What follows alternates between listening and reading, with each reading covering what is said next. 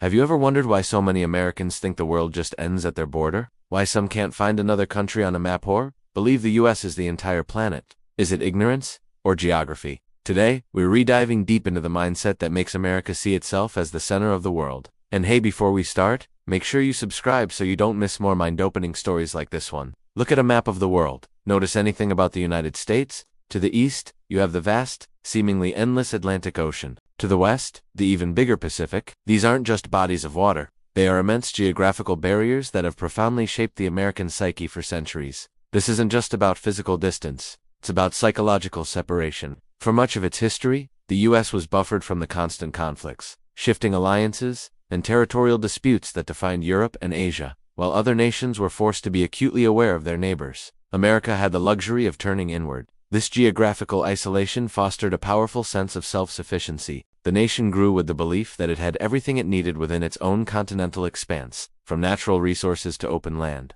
This physical reality naturally bled into a center-of-the-world mindset.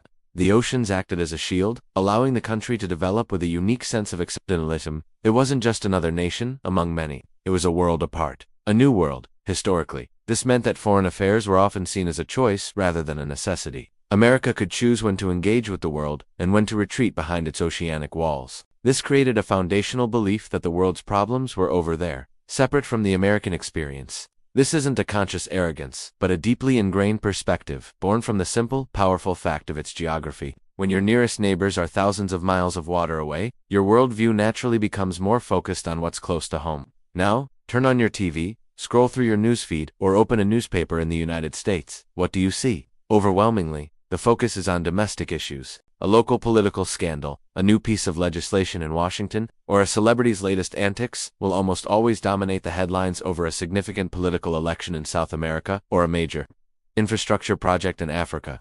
International news often only breaks through this domestic bubble if it directly involves the United States, especially in a military or economic conflict. This creates a feedback loop where the public isn't exposed to global events, and therefore doesn't demand more coverage, leading media outlets to continue prioritizing what they know will get clicks and views. Local and national stories. The world outside America is often painted in broad, simplistic strokes: a place of crisis, a vacation destination, or a problem for the U.S. to solve.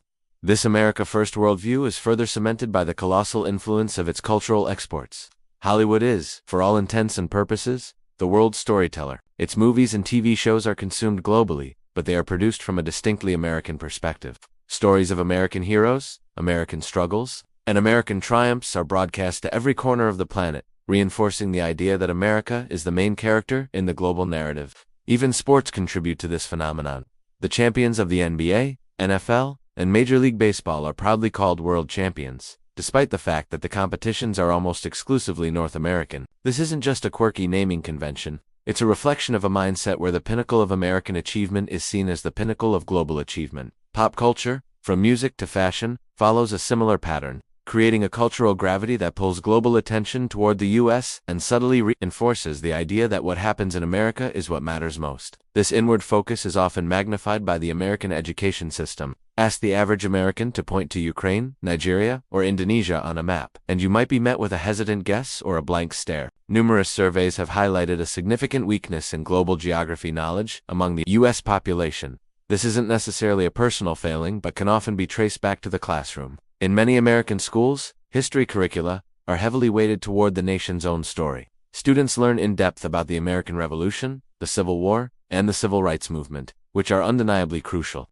However, world history is often condensed into a single, sweeping course that can't possibly do justice to the complex, interwoven histories of other civilizations. Textbooks often frame global events through the lens of American involvement, presenting the U.S. as a central actor on the world stage from its inception. This U.S.-centric approach to history and social studies means that many students graduate with a deep understanding of their own country's narrative, but a very shallow and fragmented knowledge of the rest of the world. When your formal education emphasizes the supremacy and importance of your own nation's history above all others, it's a natural consequence that your perception of the world becomes skewed. You learn about other countries not as entities with their own rich, independent stories, but as secondary characters in America's ongoing drama. This educational foundation, or lack thereof, directly contributes to the sense that the world beyond U.S. borders is a vague, undefined space. Of course, we can't ignore the sheer weight of America's economic and political power. For decades following World War II, the United States has been a if not the dominant global superpower. Its economy has been the engine of global finance.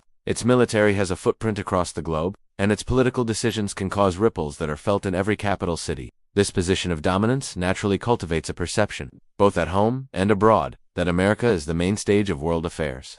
Other countries, no matter how powerful or significant in their own right, can sometimes feel like supporting cast members in a production directed by Washington, D.C. When the U.S. dollar is the world's primary reserve currency and English is the lingua franca of international business, it's easy for its citizens to feel that their country sets the rules of the game.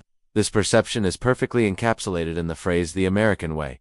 This isn't just a description of a lifestyle. It's a concept that has been exported and marketed globally as a symbol of freedom, prosperity, and modernity. It symbolizes a cultural export that is deeply intertwined with American identity. The belief is that this way is not just one way of living, but the aspirational model for others to follow. This creates a powerful self-identity where America is not just a participant in the world, but its leader and trendsetter. This role as a global standard-bearer, whether real or perceived, strengthens the inward-looking view. If you believe your country is already the best and the most important, there's less incentive to look outward and learn from others. The world, in this view, should be learning from you, not the other way around. Another significant, and very practical, factor is that a surprisingly large percentage of Americans have never traveled abroad, while citizens of many European countries can cross multiple international borders in a single day. For Americans, international travel is a much bigger undertaking. It requires a passport, a long-haul flight, and often a significant financial investment. As a result, a majority of Americans do not own a passport. This lack of international travel reinforces the isolationist bubble. When your entire life experience is contained within the borders of a single, vast, and diverse country, it's easy to believe that everything you need is here. From the snowy mountains of Colorado to the sunny beaches of Florida, from the bustling metropolis of New York City to the quiet farmlands of the Midwest, the United States contains an incredible variety of landscapes, cultures, and experiences. You can, in theory, experience many different worlds without ever needing a passport. This self-contained diversity, combined with the practical hurdles of international travel, means that for many, the world outside remains an abstract concept seen on screens rather than a tangible place filled with real people and different ways of life. This isn't a criticism, but a logistical reality that shapes perception. If you've never been immersed in another culture, it's much harder to break free from the assumption that your own culture's norms are the default for all of humanity. However, the tide is beginning to turn. The very forces of globalization that once seemed to reinforce American dominance are now starting to break down its psychological isolation. Younger generations, in particular, are growing up in a far more interconnected world. The internet is a gateway to the globe, a place where an American teenager can become best friends with someone in South Korea through online gaming, follow the daily life of a creator in Brazil on social media, or get their news from a variety of international sources. This digital proximity is fostering a new level of global awareness and empathy that was much harder to come by in previous generations. They are being exposed to different cultures, languages, and perspectives, not as a special subject in school, but as a normal part of their daily lives. Furthermore, major global events are making it impossible to ignore the interconnectedness of our world. The COVID-19 pandemic was a stark reminder that a virus doesn't respect national borders. It demonstrated, in the most visceral way, that a problem originating on the other side of the planet could bring the most powerful nation on Earth to a standstill. Similarly, the existential threat of climate change, the complexities of global supply chains, and the interconnectedness of the world economy are all forcing a broader perspective. These shared challenges are breaking the isolation bubble, making it clear that no country, not even the United States, is an island. The mindset shaped by geography and history is now being challenged by a new reality, where global cooperation is not just a choice, but a necessity for survival and prosperity. As we explore how geography, media, and education shaped this unique worldview, remember, every country sees itself through its own lens, but America's lens, it's especially powerful. If you're enjoying this breakdown, hit that subscribe button. It really helps our channel grow and reach curious minds like you.